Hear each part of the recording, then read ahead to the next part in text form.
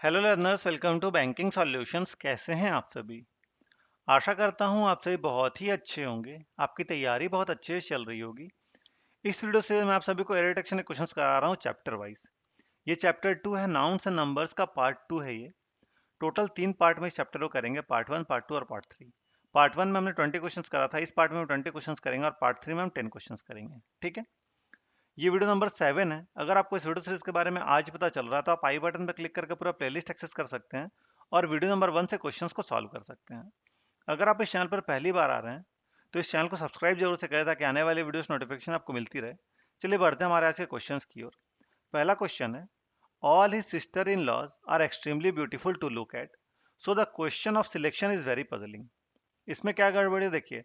पिछले वीडियो में जब मैं आपको बता रहा था कंपाउंड नाउन का प्लूरल कैसे होता है तो क्या बताया था मैंने आपको कि उसमें जो मेन वर्ड होता है उसका प्लूरल फॉर्म करते हैं। इसमें मेन वर्ड क्या है? सिस्टर है।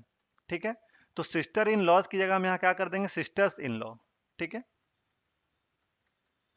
सिस्टर्स इन लॉ हो जाएगा। तो ऑप्शन नंबर ए इसका सही आंसर होगा। आशा करता हूं आपको समझ में आया होगा। नेक्स्ट क्वेश्चन है, the brethrens of this locality are always at daggers drawn without any apparent reason. इसमें क्या गड़बड़ी देखिए, इसमें भी पार्ट ए में गड़बड़ी है। ब्रिदरन्स कोई वर्ड नहीं होता है, ब्रिदर होता है। ठीक है, ब्रिदरन, BRETHREN, ब्रिदरन जो आपका वर्ड है ये वर्ड होता है, ये पहले से प्लूरल होता है। ठीक है, इसका मतलब क्या होता है? तो इसका मतलब होता है आपका संगी साथी। ठीक है, या बंधु बांधव। ठीक है, ऐसे आप बोल सकते हो। तो ब्रिदरन क्या होता है? बंधु बांधव। इसका पहले ही प्लूरल मीनिंग पहले से है। ठीक है, तो ये एस लगाकर प्लूरल नहीं बनता है, ऐसा ही ये प्लूरल है।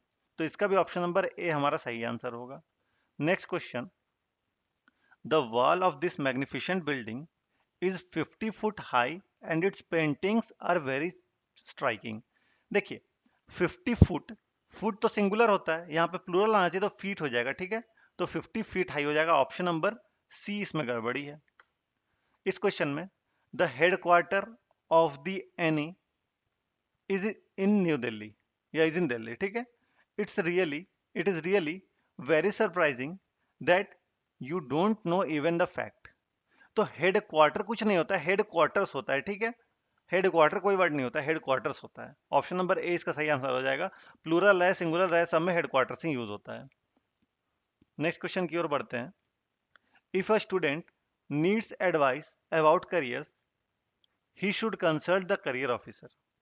इसमें क्या गड़बड़ी है?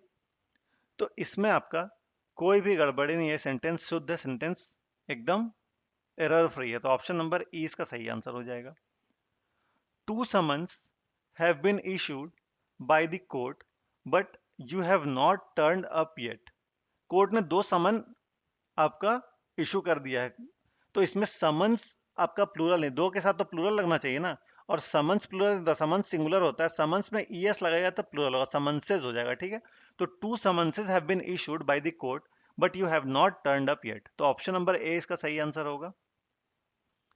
इस क्वेश्चन में देखिए, he has brought a dozen of copies of British English grammar which is very popular among the students. एक बात याद रखिए कि डजन अगर आपको दिख रहा है तो डजन के पहले अगर ए आ रहा है तो डजन के बाद ऑफ नहीं आएगा, और डजन के बाद अगर ऑफ आ रहा है तो डजन के पहले ए नहीं आएगा। ठीक है, तो इसे हम कैसे लिख सकते हैं? या तो ऐसे लिखेंगे, अ डजन कॉपीज, या फिर डजन्स ऑफ कॉपीज।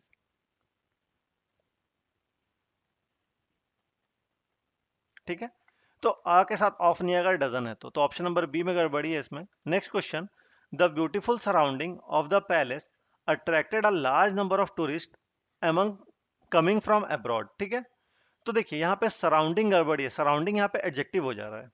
ठीक है, तो सराउंडिंग ना यूज करके हम क्या करेंगे? हम यहाँ पे इसे नाउन बनाएंगे और सराउंडिंग्स करेंगे। ठीक है,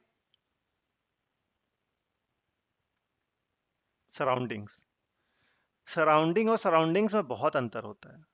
सराउंडिंग का मतलब होता है चारों तरफ का, और सराउंडिंग्स का मतलब क्या होता है? सराउंडिंग्स का मतलब होता है कि चारों तरफ की चीजें। तो चीजों के बारे में बात हो रहा है, beautiful surroundings of the palace, चारों तरफ की चीजों के बारे में बात हो रहा है। तो हम एस लगाकर नाउन बनाएंगे और ऑप्शन नंबर ए मार्क करके आगे बढ़ेंगे। ठीक है, next question, the sceneries of Kashmir is more beautiful then that of Darjeeling. तो यहाँ पे सिनरीज मैंने आपको पिछले वीडियो में बताया था कि सिनरीज गलत होता है, सिनरी का कोई प्लूरल फॉर्म नहीं होता है, सीधा सीधा हम सिनरी लिख देंगे। सिनरी हमारा सही आंसर होगा, तो ऑप्शन नंबर ए में गड़बड़ी है, ठीक है। Next question, he means his means are very limited yet he does not curtail expenditure and spends lavishly. कोई भी गड़बड़ी नहीं, ऑप्शन नंबर ई इसमें सही होगा, ये सेंटेंस एरर फ्री है।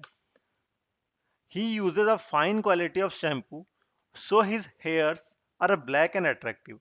देखिए, हेयर प्लूरल फॉर्म में ऐसे नहीं यूज होगा यहाँ पे, क्योंकि कलेक्टिवली यूज हो रहा है ना, पूरे माथे के बारे में माथे के बाल के बारे में बात हो तो कलेक्टिव के फॉर्म में यूज है, ठीक है। तो यहाँ पे अगर कलेक्टिव नाउन है तो कलेक्टिव नाउन आपका प्लूरल फॉर्म में नहीं आएगा, हेयर लिखेंगे हम, ठीक है। तो so his hair are black and attractive नहीं, हेयर लिख रहे हैं तो इससे आप इज लगाएंगे, ठीक है।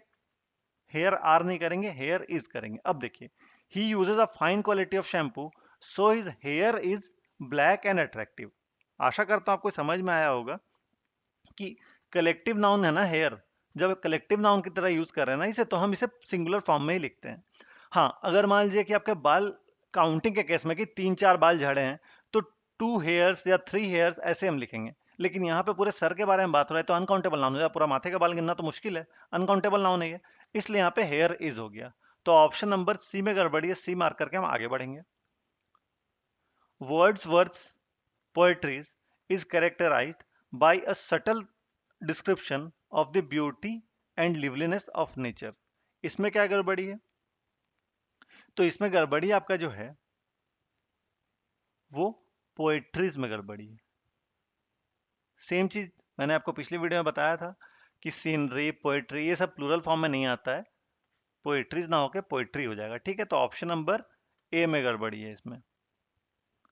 Next question, the doctor declared that the patient's intestine was not working properly, so he needed medical treatment for a long time। Intestine नहीं होता, इंटेस्टाइन्स होता है, ठीक है। स्मॉल इंटेस्टाइन, लार्ज इंटेस्टाइन ऐसे हम लिखते हैं, लेकिन जब इंटेस्टाइन लिखते हैं तो अकेला इंटेस्टाइन नहीं आता, इंटेस्टाइन्स हो जाता है। तो ऑप्शन नंबर बी में एरर है, इंटेस्टाइन कभी भी अकेले हम नहीं लिखे, जैसे कि हम स्पेक्टिकल्स लिखते हैं, या हम ग्लासेस लिखते हैं, या हम और क्या लिखते हैं, मैनस लिखते हैं, ट्राउजर्स लिखते हैं, सीजर्स लिखते हैं, किडनीज लिखते हैं। ये जब अकेले लिखते हैं तो पूरा प्लूरल फॉर्म में लिखते हैं, ठीक है। तो इंटेस्टाइन्स होगा, तो ऑप्शन नंबर बी में गड़बड़ी है। इस क्वेश्चन में देखिए, he has ordered bricks for the proposed hotel and bar. तो ब्रिक्स गड़बड़ी, यहाँ पे ब्रिक आ जाएगा, ठीक है। ब्रिक्स हम नहीं लिखते हैं, ब्रिक लिखते हैं। इसी तरह से और भी कुछ चीजें हैं, जैसे कि आपका स्टोन, स्टोन लिखते हैं हम, स्टोन्स नहीं लिखते हैं। और हम क्या लिखते हैं, आयरन लिखते हैं, आयरन्स नहीं लिखते हैं। आयरन्स लिखें उसका मतलब हथकड़ी हो जाएगा, ठीक है। तो स्टोन, आयरन, ब्रिक ये सभी चीजें हम ऐसे ही सिंगुलर फॉर्म में लिखते हैं, तो ऑप्शन नंबर बी में गड़बड़ी है। Next question, when you see his of springs you can't believe that he is above 70। इसमें क्या गड़बड़ी है? देखिए, ऑफ स्प्रिंग्स नहीं होता है, ऑफ स्प्रिंग होता है, ठीक है। ऑफ स्प्रिंग ना, ऑफ स्प्रिंग्स ना होकर ऑफ स्प्रिंग हो, ऑप्शन नंबर बी में एरर है। ऑफ स्प्रिंग का मतलब होता है संतान, ठीक है। तो इसे हम सिंगुलर फॉर्म में यूज करेंगे। अगर आप ऐसे बोल रहे हैं कि 2 चिल्ड्रन, तो वहां पे चिल्ड्रन हम यूज कर रहे हैं, लेकिन यहाँ पे ऑफस्प्रिंग जब भी लिखेंगे तो हम ऑफस्प्रिंग ही लिखेंगे, ऑफस्प्रिंग्स नहीं लिखेंगे, ठीक है। चाहे 4 क्यों ना हो, 4 के साथ भी हम ऑफस्प्रिंग ही लिखेंगे। ही हैज 2 ऑफस्प्रिंग, 3 ऑफस्प्रिंग ऐसे लिखेंगे। तो इसमें बी पार्ट में एरर था। Next question, please convey my best regard and wishes to the boss, the secretary said to the peon of the manager.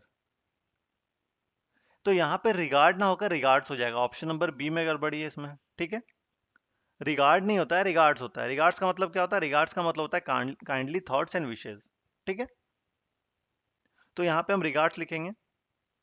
Next question की ओर बढ़ते हैं। The pretty woman sitting in a car, sitting in the car is the daughter of the one of the headman of the village. देखिए, headman का क्या मतलब होता है? मुखिया होता है इसका मतलब, और गांव का एक ही मुखिया होता है, तो वन ऑफ द लगाना है यहाँ पे, फालतू की बात है। तो वन ऑफ नहीं लगेगा यहाँ पे क्या लगेगा? The pretty woman sitting in the car is the daughter of the headman of the village. Headman तो एक ही होता है, मुखिया तो एक ही होता है, इसलिए वन ऑफ नहीं लगेगा इसमें, ऑप्शन नंबर डी में गड़बड़ी है। Next question, When he returned from America, he informed me that he had come here to do an urgent work. तो अर्जेंट वर्क के पहले एन नहीं लगेगा, सीधा सीधी अर्जेंट वर्क हो जाएगा, टू डू अर्जेंट वर्क। ठीक है, ऑप्शन नंबर डी में गड़बड़ी है।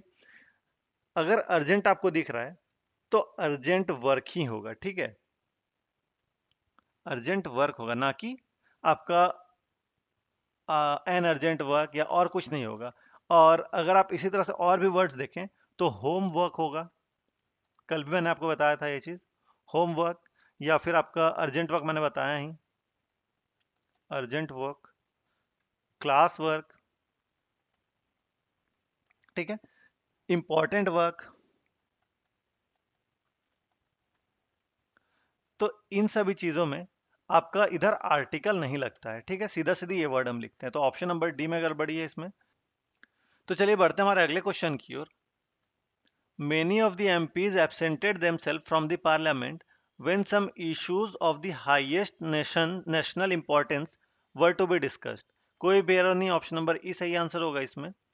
The issues are very complex and the problem is that they are bound to be observed by these hypocritical politicians. इसमें भी कोई एरर नहीं है, ऑप्शन नंबर ई इसका भी सही आंसर होगा। तो ये लास्ट क्वेश्चन था आज का। आशा करता हूँ आपको सेशन इन्फॉर्मेटिव लगा होगा। आपको किसी प्रकार का डाउट आता है आप कमेंट सेक्शन में जरूर पूछिए, और अपना फीडबैक भी कमेंट सेक्शन में जरूर शेयर करिए। अगर आपको मेरे एफर्ट्स अच्छे लगे इस वीडियो को लाइक जरूर से करें, अपने दोस्तों के साथ शेयर करें ताकि उन्हें थोड़ा फायदा हो सके। आप मेरे चैनल को सब्सक्राइब करते कि आने वाले वीडियोस नोटिफिकेशन आपको मिलती रहे। जस्ट आप यहाँ क्लिक कर सब्सक्राइब कर सकते हैं, तो सब्सक्राइब करके मुझे सपोर्ट करें, इससे मुझे मोटिवेशन मिलती है और वीडियोस लाने की। आपको किसी प्रकार डाउट है, कोई भी सेशन या फीडबैक देना, तो आप कमेंट सेक्शन में दे सकते हैं। आपको आपके एग्जाम के लिए all the best. Thank you.